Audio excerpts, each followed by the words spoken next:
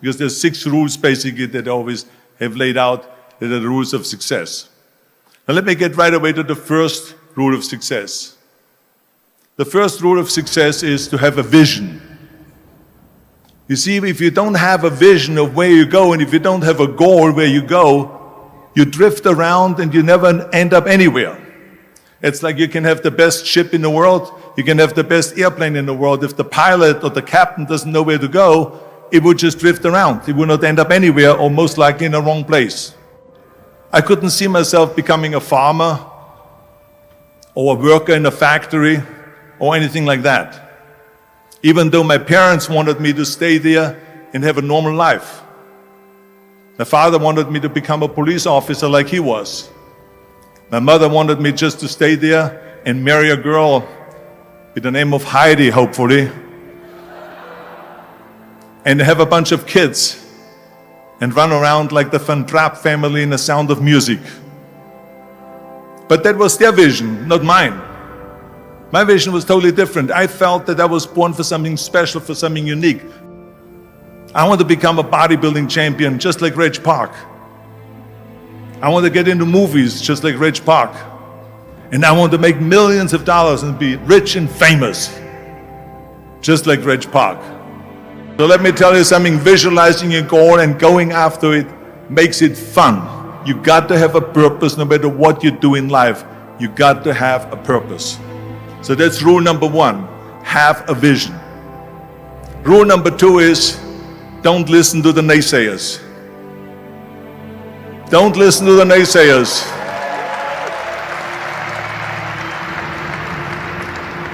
Everything I ever did, the thing that I heard out of people's mouth was, that's impossible. That can't be done.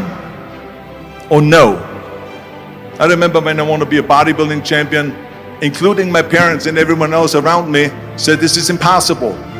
Why don't you become a ski champion? That's what they do in Austria. Or a bicycle champion, to do some track and field.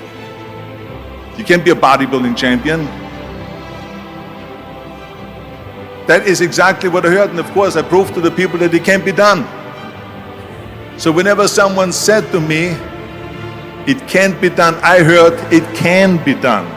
When they said no, I heard yes. And when they said it's impossible, I heard it is possible. Because I am a strong believer. I'm a strong believer of what Nelson Mandela said, that everything is always impossible until someone does it. Well, I'm going to be the one, I said to myself, I'm going to do it and I'm going to show it to them. Maybe it has never been done before. That's perfectly fine with me. But I'm going to do it. And I did not listen to the naysayers. So this is why I say don't listen to the naysayers. And the next thing, the third point that I'm going to make to you is, before we sit down with Jürgen and talk about the rest of the 3, is work your ass off. There is no magic pill. There is no magic out there. You cannot get around. You have to work and work and work. I can tell you, I've watched the day for half an hour, Jürgen and his wife that put on this show, this great event here. They worked their ass off to put this together. All year long they work and they work and they work. This does not come together by itself. When people say we don't have the time, we have 24 hours a day. We sleep 6 hours a day, so that gives you still 18 hours. Now there's someone shaking their head out here in front. They say probably, I don't sleep 6 hours, I sleep 8 hours, right? Or just sleep faster. So we have 18 hours a day. The average person works around 8 to 10 hours. So let's assume it's 10 hours, so we have 8 hours left. Then you travel around an hour a day, maybe 2 hours a day. So now you have still 6 hours left. So what do you do with these 6 hours?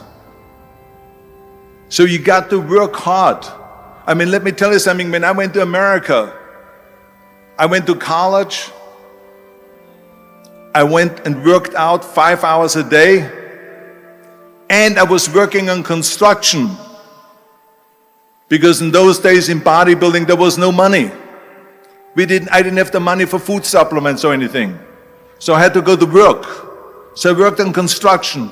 I went to college. I worked out in the gym, and at night from 8 o'clock at night to 12 midnight, I went to acting class 4 times a week. So I did all of that. There was not one single minute that I wasted. And this is why I'm standing here today. I became very friendly with Muhammad Ali in the 70s. And Muhammad Ali worked his butt off. And I saw it firsthand. And I remember that there was a sports writer that was there in the gym when he was working out and he was doing sit-ups. And they asked him, how many sit-ups do you do? And he said, I don't start counting until it hurts. Now think about that. He doesn't start counting his sit-ups until he feels pain. That's when he starts counting. That is working hard. And so you can't get around the hard work. It doesn't matter who it is. As a matter of fact, I believe what Ted Turner said, work like hell and advertise.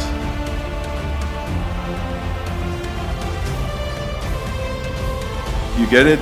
Work like hell, go to bed, and early to rise, work like hell and advertise. So you work your ass off, and then you let the world know about your work. That's what it is all about. Let people know. If you have a company, if you have a movie, if you do a sports, work your ass off, but then advertise and let everyone know. The main reasons why people want to have a plan B is because they are worried about failing. What is if I fail, then I don't have anything else? Well, let me tell you something. Don't be afraid of failing, because there's nothing wrong with failing. You have to fail in order to climb that ladder. There's no one that doesn't fail. What is not okay is that when you fail, you stay down. Whoever stays down is a loser. And winners will fail and get up. Fail and get up. Fail and get up. You always get up. That is a winner. That is a winner. This is one of my 6 rules to success. You can only feel complete as a person if you think about what can you do for your fellow member around you that maybe needs help. I felt like that. Everyone has a different motivation why you get into that. I was an immigrant going to America, and I saw how America was the most generous country in the world. I mean, they opened up their arms to me, they helped me, they invited me for Thanksgiving dinner. The people, they brought me, the bodybuilders in the gym brought me plates to my apartment because I had no plates, I had no silverware, I had no bedware, I had no pillows, I had no blanket, I had no TV, I had no radio, I had nothing. They brought it to my apartment. Then, of course, when 2003 happened, where there was a governor's race in California, I said to myself, now is my chance to jump in there and to really give everything. And people said to me, he says, are you crazy to run for governor? When you're governor, he says, you cannot go and make movies anymore. I said, well, duh. I mean, I know that you can't run the state and make movies. Of course not. He says, well, you would lose all these millions of dollars. I mean, you're getting 20, 25, 30 million dollars a movie, you will lose that. I say, I don't care. I say, all the money that I made is because of America. My success is because of America. Everything that I've accomplished is because of America. I say, so for me now to give something back for 7 years and not to make money makes no difference to me. I say, I'm gonna do it. And I jumped in the end of the race and did it. And let me tell you something. I'm not poor because those 7 years I didn't get paid. I'm perfectly fine, and it made me feel good that I could give back to America. I remember that everything I did always needed help. Think about it when someone says, Arnold, you're the greatest self-made man.